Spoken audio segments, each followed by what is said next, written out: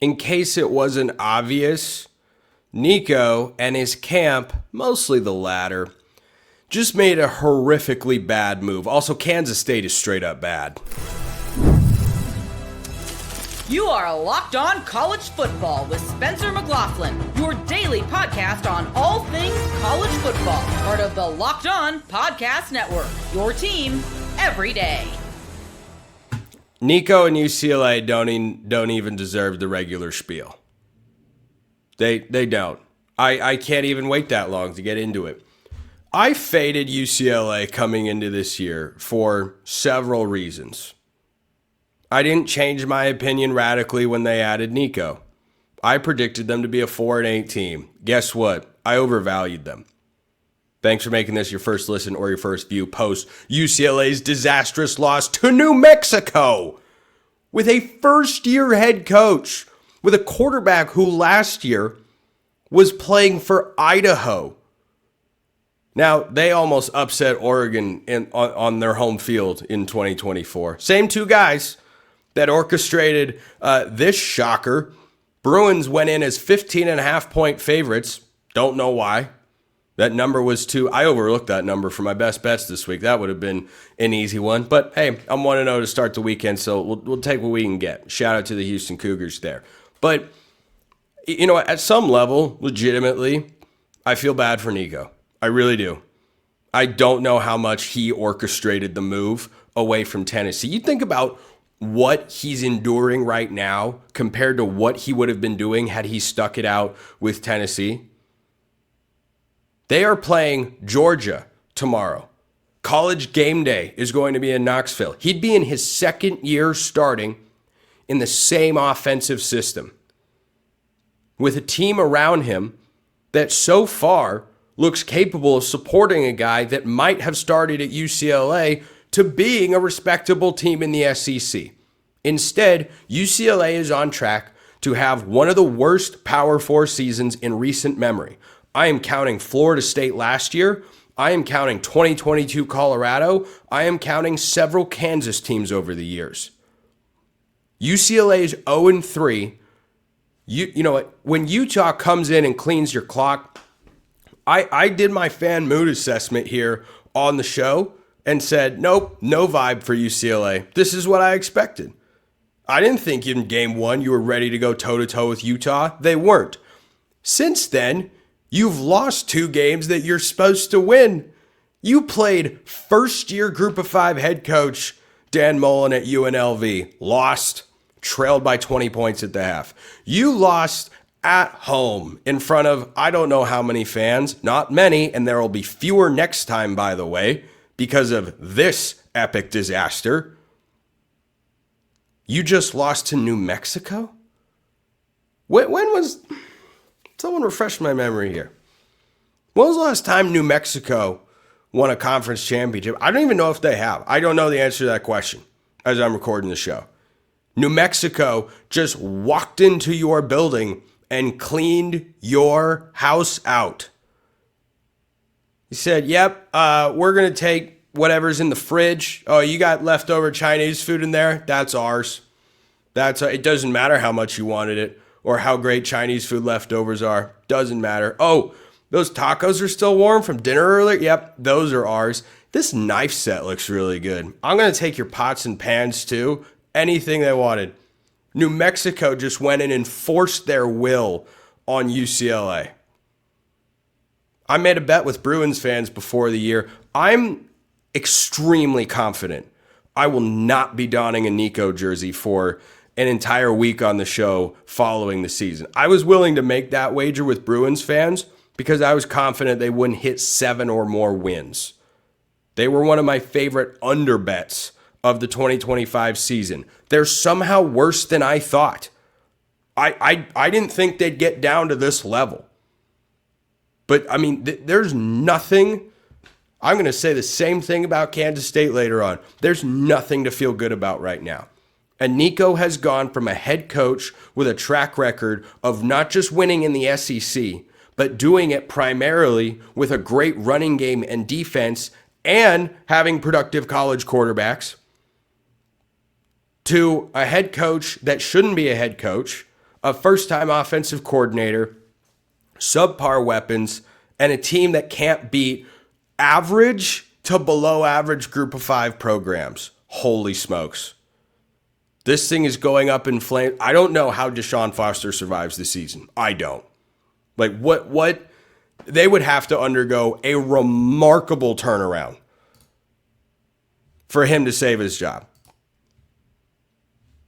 I didn't like the hire at the time because it felt like the cheap and available option who would say yes to you. And yep, you were put behind the 8 ball because Chip Kelly left so late in the cycle. Coaches had already gone to their different spots. You should have hired an interim head coach. And maybe DeSean Foster was that interim head coach. And you keep him on staff because he's a Bruins guy. But making him the full-time head coach, saying this is the leader of our program, nope. They should have done the Stanford approach. Frank Reich is going to be the head coach for this year. Why? Because they just need someone to coach their football team, to go out and play games and try to make their guys a little better at football. And give the fans something to watch, even if it's not very good, which Stanford is certainly not. But UCLA, man, you talk about a battle of the worst bowl, UCLA and Stanford would be just that. Holy smokes. The old school Pac-12 fan in me is just dying a little bit here watching this transpire because, man, I've seen UCLA be ranked inside the top 10 less than half a decade ago. I've seen Stanford get into major bowl games. They're so far away. UCLA is so far away. Nothing about this is right. Nothing about this is good. And Nico just made the biggest mistake of his life because he's there in a dumpster fire. And you know what? When college football, it seems like, is going to shift to a one-day portal window or a one-time portal window in January, how in the world is Nico not going to be in it? UCLA schedule the rest of the year, by the way. They go at Northwestern next week. I don't know if they're winning that game. Northwestern's probably going to get dragged through the mud by Oregon on Saturday morning, so they'll be looking for a bounce-back performance. UCLA is a good opportunity for that. Then it actually gets hard. Remember, the most games they're going to win between Utah, UNLV, New Mexico, and Northwestern is 1. That's the most they can win. They have got Penn State, at Michigan State, Maryland, at Indiana, Nebraska, at Ohio State, Washington, at USC. Is there one win in there? Not if they keep playing at this level. And I think you get to a point where if DeSean Foster loses his first 3 games in Big Ten play, boy, they might make a change. They might make a change. It's time to start having buyout conversations with DeSean Foster with the contract. He seems like a really good guy, but man, this was never handled correctly, and I've been on it from the start. And Bruins fans, you know what? I'm not going to dunk on you any more than that today. I'm just going to tell you what you probably already know. This situation is so bad, and it needs to change. It needs to change now. You are not going to ascend up the 18-team Big Ten conference ladder with DeSean Foster as your head coach. Okay, Nico was never going to be the savior who you could just rely on to go and win you games on his own at quarterback. He should look better than this. Against group of 5 teams, I mean, dude, this is so bad. So bad. The idea of a winless season doesn't seem out of reach. It really doesn't. Like, what about UCLA going 0-12 is out of the question right now? It's not. I'm not predicting that they will. I'm just saying you cannot. By the way, all 3 games today, the team that ran for more yards won, and they were all over 200 yards. New Mexico ran for almost 300 yards against UCLA. That's crazy work. That is crazy work. Top to bottom, all 3 phases, UCLA is really, really bad. Good for New Mexico, man. Good for New Mexico. Jason Eck has got a landmark first win in his first year as a head coach. They got one and done by Bronco Mendenhall that left to a Mountain West team in Utah State that's going to the Pac-12. And you know what? They went out, made a good hire, and that Jason Eck can coach. That guy can really coach. So you know what? Good for New Mexico.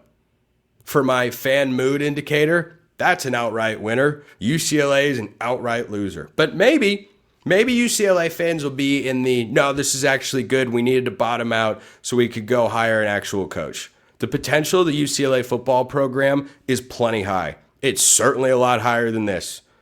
There's no reason they should not be at least a mid-tier team in the Big Ten. Like what Nebraska is going to wind up being this year. Why can't that be UCLA? The answer is it can. You just have to go out and make the right hire. You made the wrong hire. It happens. Admit your mistake. Move on. Figure out who your next head coach is going to be. What an ugly, ugly scene at the Rose Bowl for those that were actually in attendance. Let me know your thoughts in the comments below. Hit me up on Twitter, all that good stuff. UCLA wasn't the only disaster of the night. Kansas State is somehow less of a mess than UCLA. That's not saying a lot or anything at all. First, this episode is brought to you by our friends at Mazda. You can just move through life, or you can find things that move you. It's your choice, completely and totally up to you. You can choose to get out there, choose your people. You can choose to go for it, like really go for it. You see what I'm getting at here? Just choose to do something that moves you. Mazda is something that will move you. Mazda crafts cars for those who choose to do more than simply move. Do you want to be ordinary? Do you want to be pedestrian? Do you want to be normal? Or do you want to be moved? Every time you get behind the wheel of the car, you should then check out Mazda. Mazda, move and be moved. This episode also brought to you by our friends over at Wayfair. The weather's cooling down. The days are getting shorter. Football is here, though. And that has me wanting to make my home feel even cozier. And when it comes to cozifying your space this fall, Wayfair is the place to go. Wayfair has everything you need to set the mood for the season, whether it's comfy recliners, warm bedding, autumn decor, or even an espresso machine. So you can make your favorite latte at home. Wayfair has got it. I recently moved to a new apartment within the last few months, and I know how important it is to refresh the space, to keep it feeling comfortable so that you feel that sense of comfort every time you walk in the door. It matters, and Wayfair is here to help you out for that. Cozify your space with Wayfair's curated collection of easy, affordable fall updates. From comfy recliners to cozy bedding and autumn decor, you'll find it all for way less at Wayfair.com. That's WAYFAIR.com. Wayfair, every style, every home. I have to balance two different things when reacting to this Wildcat battle. On the one hand, I'm impressed with Arizona. On the other hand, I'm less than unimpressed with Kansas State. This is trending towards meltdown, disaster. This feels like Florida State from last year. Quite frankly, it does. You've got a loss to an opponent who plays at a lower level of football than you. They lost to Army, and last year, of course, Florida State lost to Memphis. They both got the Group of 5 loss. You lost a game by 3 points in Ireland, and you just never recovered. Maybe we're going to start dubbing this the Ireland curse. Nebraska lost a close game over there. Scott Frost was later fired. I don't think Chris Kleiman's on the hot seat, and I'm going to give Arizona their flowers. I want to talk about Kansas State first, because nothing about this looks right. This is a team I picked to make the Big 12 championship game this year. I wasn't alone in that particular selection, but the Chaos Conference just always delivers, doesn't it? The Big 12, time and again, just shows you don't actually know anything about this league. And you know what? I'm actually upset at myself. I really am, because I picked Kansas State to win this game. I don't even know why. They were only favored by 1.5 points. And I liked Arizona more coming into it. I talked about the Wildcats as being the surprise team in the Big 12 this year. The early returns, that's the case. They're 3-0. They've dominated 2 inferior opponents, and they only beat Kansas State 23-17, which is noteworthy in and of itself. Of course, outright win vibes for the Wildcats here. They don't have a conference win. This is a non-conference game, but still, the vibes in Tucson should be really high, because Brent Brennan seems to have this thing back on the tracks with Noah Fafita at quarterback. But for Kansas State, this is just going in the wrong direction. I don't know how much lower the vibes could get in Manhattan right now. Everything looks bad. Nothing about Kansas State is good. You have nothing to cling to right now. You don't have a running game. Dylan Edwards is still hurt. Avery Johnson's not running the ball. They look like Iowa trying to complete a forward pass in this one against Arizona. I mean, goodness gracious. But I'm upset with myself because coming into this game, I knew Kansas State wasn't playing well. They were on the road. It's a Friday night, so you got a short week of prep. That favors the home team even more than it ordinarily would. I was impressed with Arizona through their first 2 games, And yet I still picked Kansas State to win. I have no idea why. After the first quarter of football, I realized, wait a minute, I picked Kansas State. What in the world was I doing? I have no clue. I have legitimately no clue because I was hyping up Arizona and then I just picked Kansas State. No idea why. Nothing about Kansas State works. Avery Johnson, 13 of 29 for 88 yards. This is not how it should look in your second full season starting. Avery Johnson is not new to college football. He's not new to the Kansas State offense. You've got wide receivers that you can't get involved outside of Jace Brown. And even then you can't get him involved as much as you frankly should. Like, this is so bad. It's so bad. There's no excuse. This falls almost entirely on the coaching staff. It certainly falls on the players as well. But everything about this looks terrible. Avery Johnson ran the ball 7 times for minus 16 yards in this game. Arizona had just 1 sack, but they had 9 total TFLs. So 8 other plays, because we have to do that stupid separation of stats, whatever. 9 TFLs for the Arizona defense in this game. Arizona's defensive coordinator is the MVP. Noah Fafita didn't have spectacular numbers, made a couple of really good moments, but Arizona ran all over the Kansas State defense. So not only is the offense a mess because the passing game hasn't taken any steps forward and you can't run the ball as consistently as you could. Jace Brown is the leading rusher for Kansas State in this game. He had a 75-yard touchdown on a Wildcat snap. That was the best thing Kansas State did in this entire football game. It's pathetic. It's absolutely pathetic from the Wildcats in this spot. They should be a dominant running team, and instead, they were absolutely gashed on the ground. Note this. The 2 Big 12 teams that won tonight, Arizona and Houston, both went for over 200 on the ground, held their opponents to under 110 on the ground. Just saying.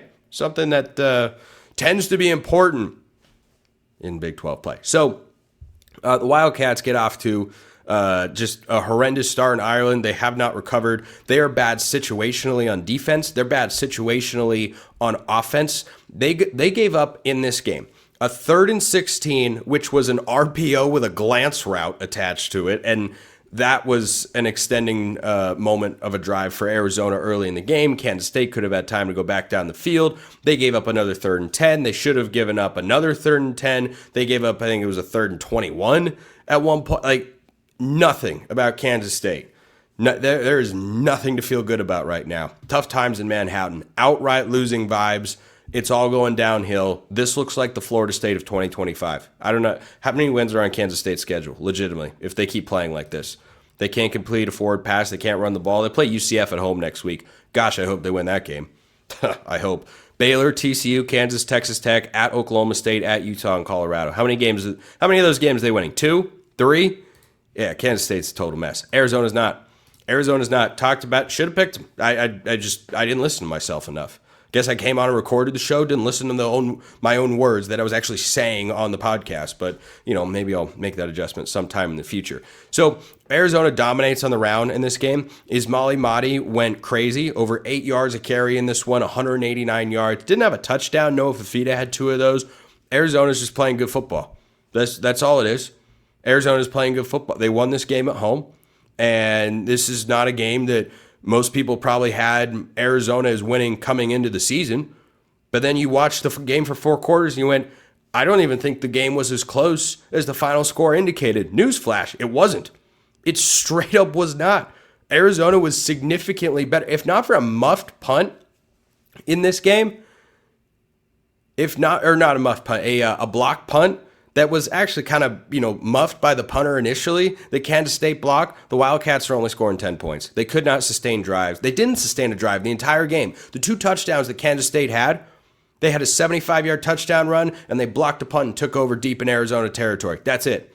They showed signs of life. They showed some fight after getting behind 17-3, and they tied the game. But then from there, the offense is just inept. I mean, the passing game is non-existent. The running game looks out of sync.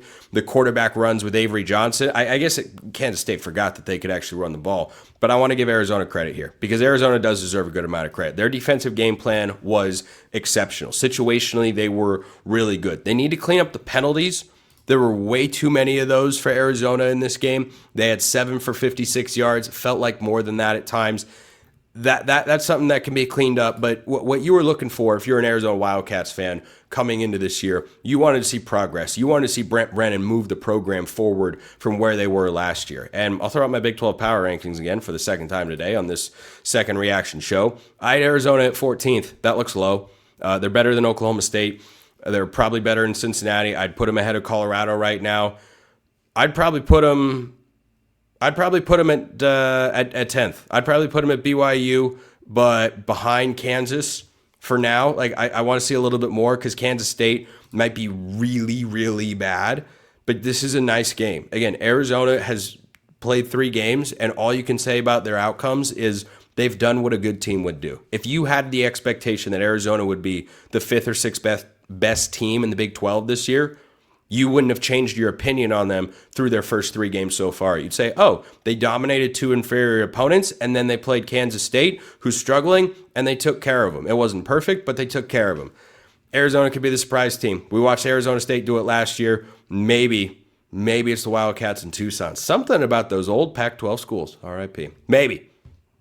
We shall see. Appreciate everyone listening. I'll see you next time, and until then, hope you all have a wonderful rest of your day.